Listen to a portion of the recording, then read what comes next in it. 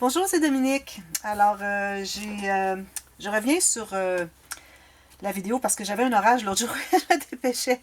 Alors, pour ce qui est du matage derrière ici de nos pop-up, alors vous avez vu le pop-up ici. Alors, moi, j'ai fait trois épaisseurs finalement. Le dernier, je vous recommande peut-être de ne pas le faire trop étroit parce que, premièrement, c'est mou. J'ai dû rajouter l'épaisseur du papier plus épais ici pour remonter un peu. Puis aussi, mon papier, vu qu'il était mince, ben, il était du 176, mais quand même, il était comme mou un peu. Alors, il a déchiré, j'ai dû mettre un rapiessage ici. Mais pour ce qui est des pointes ici, alors je vais y revenir. Je m'excuse, j'ai été un petit peu rapide la dernière fois. Ici. Alors ça, c'est ce que ça donne avec les tasses. Comme je disais, les plus grosses, mettez-les plus basses parce que avec le poids, l'acétate ne fournit pas là, pour garder tout droit. Alors ici, pour ce qui est des pointes, alors peut-être faire juste la pointe, puis ensuite ajouter le morceau. Moi, j'ai voulu faire tout, puis bon, je ne me suis pas rendue, je vais devoir ajouter un petit morceau ici. Alors, ce que vous faites, c'est que vous prenez un papier de la largeur de ce que vous voulez faire. Alors, si vous voulez faire jusqu'au dernier, peut-être au deuxième ici. Alors, la bonne largeur, vous le pliez en deux, vous calculez la hauteur ici, puis ensuite, vous calculez la hauteur ici, puis vous faites une coupe en diagonale, tout simplement. Puis ensuite, vous faites ajouter les petits carrés. Alors ça, j'avais été un petit peu rapide parce que j'avais l'orage qui s'en venait. Puis aujourd'hui, on annonce encore des orages, alors je vais me dépêcher un petit peu à faire tout ça. Alors, on a les cartes, puis on a les tasses, et puis les choses à thé. Bon, pour ce qui est des autres, alors j'avais essayé de faire un tuto, puis je me suis reprise par 2 fois. Puis ça ne fonctionnait pas. Puis j'ai réalisé qu'est-ce qu'était l'erreur. J'ai pas voulu suivre un tuto, alors ça m'apprendra. Mais c'est correct parce que finalement, j'ai été voir le tuto de Crazy Paper. Et puis je le referai bientôt. Mais pour ce qui est des deux derniers qui nous restent, les 2 dernières pages, alors j'ai tout simplement fait des espaces photos. Et puis j'ai fait aussi des pochettes pour mettre les signets. Alors j'ai fait une pochette ici avec les cartes. J'ai ajouté une 3e ici. Des espaces photos, ici j'ai pas collé, des petites incrustations. Ici, d'un côté, j'ai fait une flippette avec, ici on peut mettre une photo, j'ai laissé ouvert ici derrière, qu'on puisse mettre une photo, avec la petite flippette, tout simplement. Puis j'ai décoré, j'ai mis ça ici, j'ai mis des rapiessages, il me restait une Alice que j'avais découpée finalement, je voulais la mettre sur le couvert avant. Finalement, elle est trop grosse par rapport aux cartes, aux autres personnages. Alors j'ai choisi une des petites cartes. Avec elle plus petite. Alors j'ai décidé de la coller ici. C'est comme si elle regardait des cartes en haut. Vu qu'elle regardait en haut, il fallait que je mette un sujet intéressant en haut ici. Alors c'est ce que j'ai pensé faire. Alors ça ferme avec l'aimant. Et puis l'autre ici, même genre. Alors ici j'ai fait avec la flippette. Ici j'ai une carte. Je crois que je l'ai collée au complet. Oui, j'ai oublié de faire le... Ici je devrais mettre... Peut-être je vais le laisser comme ça aussi. C'est correct d'avoir du beige. Hein? Bon, voilà. Mettre 2 photos ici. Et puis, encore une pochette. J'ai fait plutôt un espace en serre ici pour mettre l'autre signet. Alors, quand la personne va... Là, j'ai pas encore mis les décorations. Quand la personne va utiliser les signets pour autre chose, mais ça laissera un espace pour mettre des photos. Puis, j'ai laissé ouvert ici aussi. Puis, j'ai fait du rapiessage autour. Simplement, tout simplement. C'est correct d'avoir 2 pop-up dans les grands rabats de page. 2 sur 4, c'est correct. Alors là, je voulais venir avec, on est rendu presque à la fin, alors les instructions de matage pour les 2 pages qui nous restent ici. Alors, premièrement, ici, alors on a à faire un rectangle, alors, je vais regarder qu'est-ce que j'ai comme papier. Ici, je crois que je vais prendre celui-ci, ça serait bien, hein? Ça, comme ça. Alors, bon, il n'y a pas vraiment de sens. Les feuilles descendent là, c'est un peu tout mêlé, alors c'est correct. Alors là, ce que je vais faire, alors moi, je vais garder la bordure ici. C'est comme une incrustation déjà faite. Alors, je vais mesurer le rectangle. Alors, moi, je prends toujours mon 1 mm sur le côté. 1 mm ici aussi, sur la petite pochette. Puis, même chose. Je laisse 1 mm en bas et je vais faire une marque à 1 mm du haut. Puis, je vais vérifier si l'autre est pareil. Si la mesure de l'autre est correcte, ça veut dire que je peux en faire 2 identiques. Oui, c'est pareil. Alors, ma marque que j'ai ici, je vais la couper jusqu'au bout.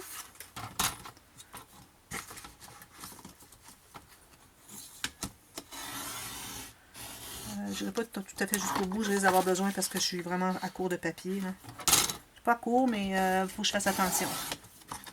Alors, je fais mes 2 rectangles. Si vous voulez faire une image interrompue, vous pouvez, mais là, l'espace est tellement grand que peut-être ça ne vaut pas la peine. On ne verra pas que c'est l'image qui se continue. Alors ici, je vais couper le deuxième rectangle. Puis je vais le continuer jusqu'en haut. Je n'ai pas voulu aller assez loin. Trop loin. Je suis allée pas assez loin. Comme ceci. Je vais mettre en bas et tout droit.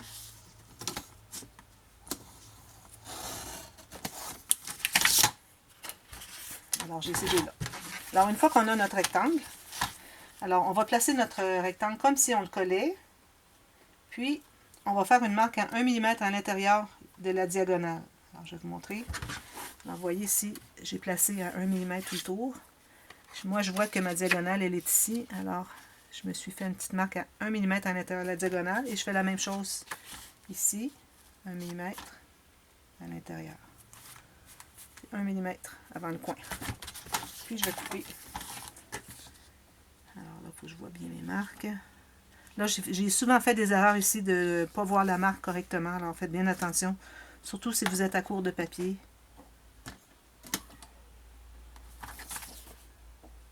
Voyez-vous, là, je voyais la marque ailleurs. La marque est ici, puis l'autre, il est ici. Je vérifie toujours 3 fois. Ici, puis ici. Voilà. Puis même que celui-là, vous pouvez le mettre là si vous voulez. Alors, vous pouvez mettre celui-ci ici, puis l'autre ici si vous voulez. Puis vous complétez. Moi, je ne le ferai pas. Puis je vais vérifier à l'envers ici si ça fonctionne, si c'est exactement le bon format pour l'autre. Oui, alors je vais en profiter. Alors je les mets soit face à face ou dos à dos, comme vous voulez. L'image. Alors il ne faut pas avoir les deux images comme ceci. Là, vous allez avoir deux dans le même sens. Vous êtes obligé de prendre ce côté-là pour le deuxième. Alors je les mets bien égaux. Puis je vais faire la deuxième coupe. La coupe du deuxième morceau plutôt. Bien égal ici, pas tout à fait, comme ceci. Un petit peu plus grand mon morceau, je verrai ici.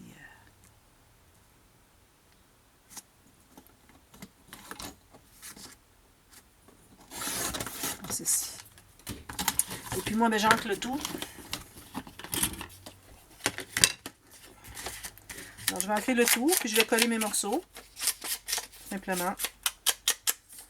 Et puis ensuite, vous avez un morceau carré, vous arrondissez le coin ici, et puis vous le collez là. Alors moi, je vais prendre du papier uni, je vais peut-être mettre une petite décoration ici. Alors je vais faire ça plus tard. Alors ça, c'est terminé. J'ai mes deux morceaux, je vais les mettre ici tout de suite. Tout le reste était terminé ici. On avait tout fait le reste. Alors j'ai ajouté des coulings, je ne sais pas si je les avais montrés. Ici, j'ai dans mes petites breloques que j'ai reçues, alors j'ai pris la même, je ne sais pas si vous voyez, c'est exactement la même pose. Ici, sauf qu'il y a quelque chose qui part ici. Ah oui, là, la montre. La même chose, exactement. La même pose. J'ai trouvé que c'était parfait. Surtout, je cherchais quelque chose de plat, parce que je ne peux pas aller trop épais. Il y a des breloques qui sont un petit peu épaisses. Alors ça, c'est terminé. Ensuite, la dernière ici.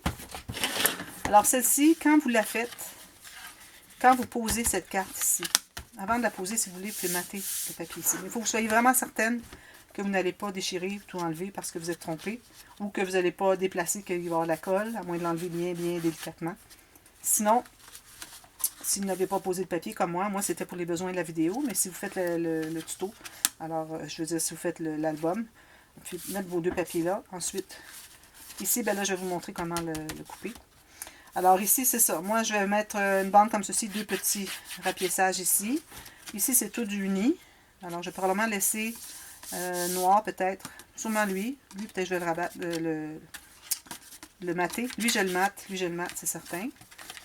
Puis, pour ce qui est de celui-ci, alors là, si je pouvais me trouver un beau morceau carré, rectangulaire, j'aimerais bien. Il ne reste pas beaucoup, il me reste juste lui qui pourrait faire. Lui, il est trop petit.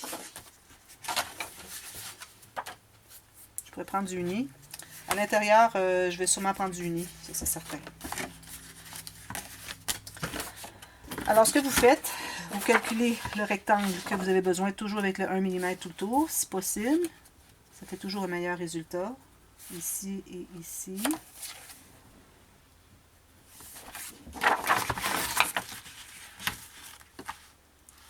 Je me marque.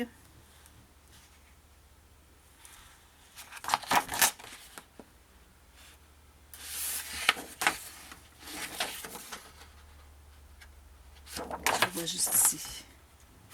Comme ceci. Puis la dernière est ici.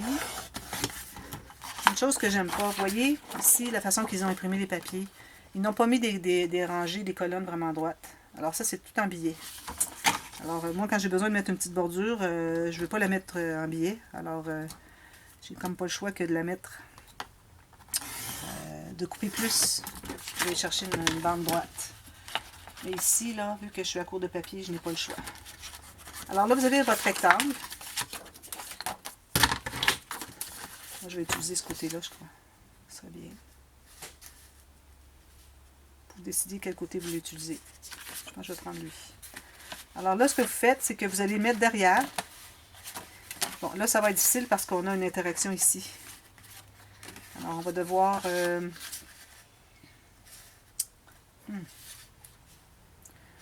Alors, ce qu'on va faire... C'est embêtant, là.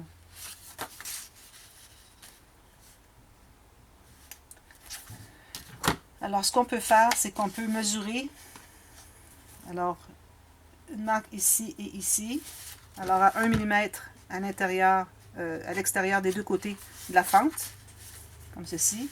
Et puis, je vais me faire une marque exactement là où est-ce que ma fente est, avec mon 1 mm en haut et en bas. Alors, vis-à-vis ici, j'aime bien ajouter 1 mm ici aussi, puis ici aussi. Alors là, ce que je vais faire, c'est que je vais tracer mes lignes bien droites. Alors, on peut mesurer. Alors ici, moi, si je mesure, j'ai 4.2. Alors, je vais avoir 4.2 en bas ici. Puis, l'autre est juste à 5 mm à peu près. Alors, à ce moment-là, je vais me faire une ligne.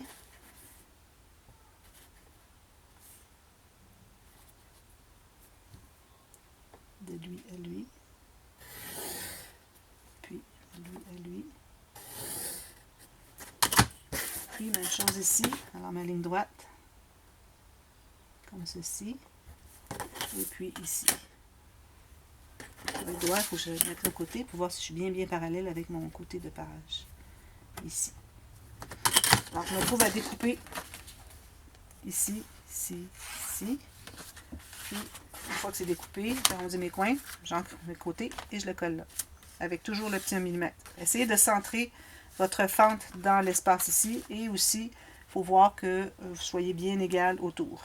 Okay? Sinon, vous faites toujours agrandir un peu la fente. Si vous voyez que vous avez besoin de tasser un petit peu, alors vous faites toujours agrandir un petit peu. Et puis, pour ce qui est de l'intérieur, là, ça va être plus facile. Alors, supposons que j'ai ce papier ici. Peut-être même c'est lui que je vais prendre. Je pense qu'il ferait bien, juste bien. Alors là, vous allez placer votre papier vis-à-vis ici, où est-ce que vous avez... Bon, ce que vous pouvez faire, c'est de faire une marque. J'ai passé. Je vais prendre quand même. Alors, je vais couper mon rectangle, ici.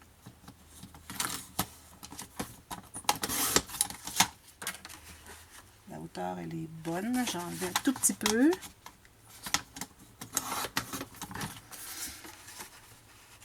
Alors, ce que vous pouvez faire ici, c'est plus simple. C'est que vous allez placer vraiment votre papier. Moi, je vais l'avoir comme ceci. Alors, votre papier va être 1 mm tout le tour à l'arrière, comme ceci. Puis, vous placez bien droit. Vous ne bougez pas. Puis, vous allez faire votre marque à l'intérieur. Donc, ensuite, vous l'enlevez et vous refaites pour revérifier. 1 mm en haut sur le côté en bas.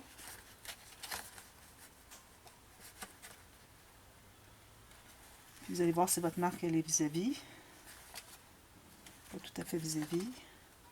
Vous ajustez. Je dirais que c'est peut-être ça. Peut-être ici un petit peu plus, ce côté ici. Quand je le descends, ça veut tirer. Alors, vous coupez. Et puis, vous allez avoir votre espace ici. Puis moi, je vais compléter avec une ici. Puis une autre qui va aller derrière ici. Parce que ici, c'est attaché. Vous vous souvenez. Alors, une bande, juste la largeur qui entre ici à l'intérieur. Comme ceci, comme ceci. Ou ce que vous pouvez faire, vous pouvez le laisser noir. J'ai réglé le problème, ça n'a pas été long. Hein? Alors, je pense que c'est ce que je vais faire. Je vais la laisser noire, tout simplement. Et puis, ensuite, alors ici, pour ce qui est du papier design, je ne recommande pas parce que c'est assez serré. Alors, c'est pour mettre une photo de toute façon. Alors, je le laisse comme ceci. Ici, j'ai mis cette petite bande pour couvrir juste la couture. Alors, je laisse tout ça comme ça. Ici, par exemple, je vais mettre une photo, pas une photo, mais je veux dire un petit papier design. Et puis, derrière, ben, vous pouvez mettre, moi, je vais mettre une bande ici, tout simplement. Le reste va rester noir. Puis, ici, j'ai cet espace ici, peut-être à mater encore. Et puis, ici aussi. Peut-être avec du uni. Alors ici, quand on entre, alors c'est important de s'assurer que ça entre bien. Et puis on ferme comme ceci. Alors si vous avez des questions, parce que c'est difficile un petit peu à expliquer en vidéo, écrivez-moi. Et puis je vais tenter de répondre à vos questions. Puis ici, avant de poser les aimants, avant de décider, avant de poser votre papier, assurez-vous que vos aimants fonctionnent bien. Alors si je mets 2 papiers ici, je vais probablement prendre du papier uni, mettre à l'intérieur. Alors, si ça se ferme bien, parfait. Alors, faites le check, faites la vérification. Puis, si vous voyez que vos aimants ne sont pas suffisamment puissants, allez avec du plus épais. Moi, ici, j'ai du 8 mm. Alors, c'est bon de toujours avoir un peu de 1 cm aussi, au cas où votre 8 mm ne soit pas suffisant. Au pire, vous pouvez en mettre 4, mais là, ça augmente beaucoup le coût de vos aimants sur votre album. Mais bon, ça peut faire le travail aussi. Et puis, le reste, c'est tout. C'est terminé pour ce qui est du matage. Alors là, je vous reviens demain, quand vous allez avoir tout terminé ça. Et puis là, on va faire la base du livre, la base de l'album. Ça va être assez gros. Puis ensuite, si vous voulez, puis rester pour la boîte. Ou si vous ne voulez pas faire la boîte pour ce projet-là, mais ça peut quand même être un bon tuto pour si vous voulez faire une boîte. Alors, c'est une boîte un peu spéciale avec quelque chose aimanté. Alors, je vous reviens avec ça demain ou pour la prochaine vidéo, prochaine journée de parution de vidéo. Alors, merci beaucoup. À bientôt. Bye bye.